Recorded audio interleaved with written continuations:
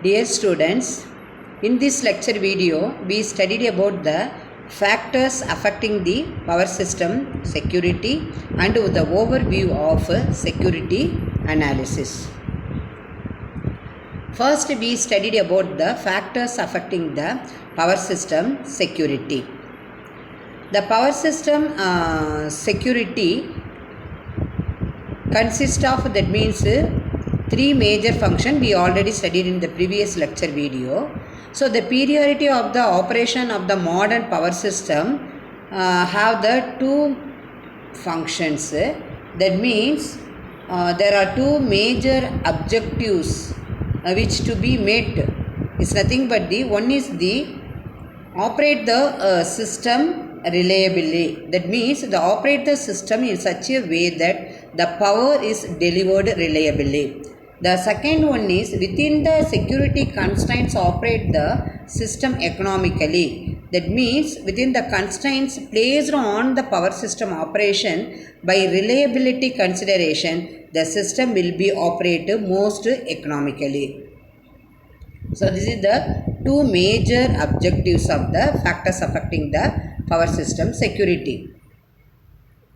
And then the engineering groups which are the means who have they designed the power systems, transmission and generation systems have done so done with the reliability in mind only. What is the meaning of this is the adequating generation has been installed to meet the load which can be adequate transmission which is installed to deliver the generated power to the load. Suppose the operation of the power system went on without sudden failures or without experience unanticipated operating states, we would be the probably no reliability problems. So therefore any piece of equipment in the power system can fail either due to internal causes or the due to external causes. External causes means such as lightning strikes, objects hitting transmission towers or the human errors in the setting relays. These are the external causes. It is nothing but the highly uneconomical. Suppose it not possible, that is it is impossible to build a power system with a retency, that is the extra transmission line or the reserve generation. The failures never cause the load to be dropped on the power system. The power systems are designed that the probability of the dropping load is acceptably small only. So therefore the power systems are designed to have sufficient redundancy to withstand all major failure events. But this is not a guarantee that the power system will be 100% reliable. With the design and the economic limitations, it is the job of the operators to try to maximize the reliability of the power system they have at any given time. Usually, the power system is never operated with all equipment in, that is the connected only, since the failure occurs or the maintenance may require taking equipment out of network. So therefore, thus the operators play a considerable role in seeking that the system is reliable. What are the major factors affecting the power system reliability? Two things. One is generator outages. Second one is transmission line outages. Already I explained in the security constrained optimal power flow la, if one line outage means what happened, I told no, same two outages. The transmission line failures which that means the failure cause, that means which changes in the power flows or under the voltage on the transmission equipment remaining connected to the power system.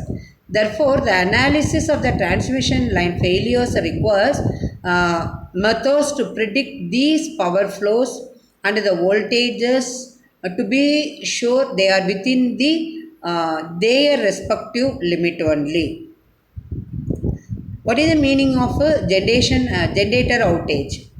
The generation failures can also cause the power flows and the voltages to change in the transmission system with the addition of dynamic problems involving system frequency and system, that is the generator output.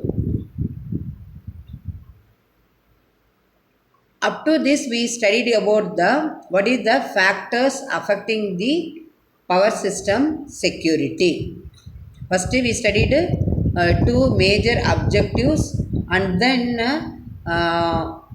what are the factors affecting the security. So, the two factors, generator outage and the transmission line outage. Okay, so these two outages, okay, only is the major outages which affect the factors, that means the power system security only.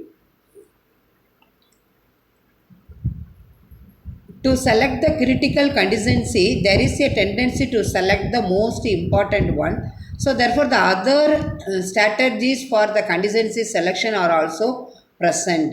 The first strategy is nothing but to simulate all single element contingency and the several multiple contingency using a fast approximate technique like DC power flow. So those contingencies are deemed critical which lead to the system insecurity. The second strategy is nothing but to compute the severity index for each strategy and select those which have a severity index above the threshold value. So the each method has its own only.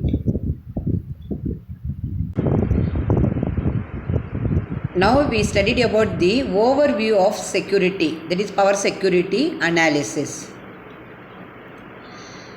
The power security analysis is nothing but the studies which can run in an operations centers, that is the load center or energy center, which must be executed very quickly in order to be of any use to operators.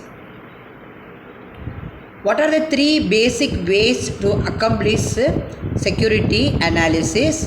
The first one is the study the power system with approximate but the very fast algorithm. The second one is select only the important cases for detailed analysis. The third one is use a computer system made up of multiple processors or the vector processors to gain speed. For example, we can take the short circuit. Okay, that is the problem. We can choose one algorithm. That algorithm is a fast algorithm. Okay. First, the short circuit means first we know about what are the causes for the short circuit, and then how to rectify the short circuit, how much time taken for this short circuit. So therefore, if 100 outages, that means 100 problems occurs in the power system also, we can one by one you can take and then detailedly use analyzed what are the causes for that particular problem, and then how to rectify that problem, and then how much time taken for this problem. So that is nothing but the select only the important cases for detailed analysis. So these are the things, the operator, human is very difficult, so therefore we can use the online computing system, that is the use a computer system, full and full online control, automatic control only. So but the computer system consists of the multi-processors, and because we are collecting the telemetry data from different that means location of the power systems and then stored in one database. Okay. The first method which has been in the use for many years, that is nothing but a D-factor method or the linear sensitivity method, DC power flow method. So these are the first method for the security analysis. These approaches is very useful if only one desire an approximate analysis of the effect of the each outages. The next, that means that is the linear factors, and the same derivation under the DC power flow method also. It has all the limitations attributed to the DC power flow. That is, only branch megawatt flows are calculated, and these are only within the about 5% accuracy. There is no knowledge of megavolt ampere reactive MVAR flows or bus bar voltage magnitudes.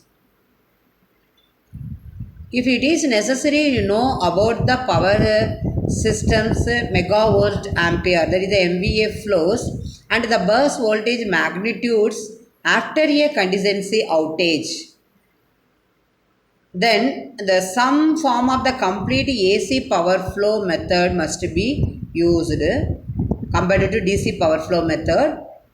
This presents a great deal of difficulty when the thousands of the cases must be checked, but it is simply impossible.